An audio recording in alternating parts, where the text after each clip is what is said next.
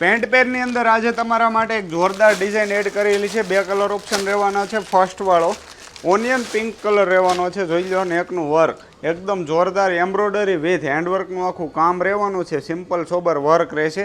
Size એસથી લઈને double XL સુધીની size available રહેવાની છે। સ્લીવની અંદર પણ એમ્બ્રોઇડરી વિથ હેન્ડવર્કનું કામ આપેલું છે। જોઈ લો એકદમ જોરદાર અને ફેન્સી સ્લીવ રહેવાની છે।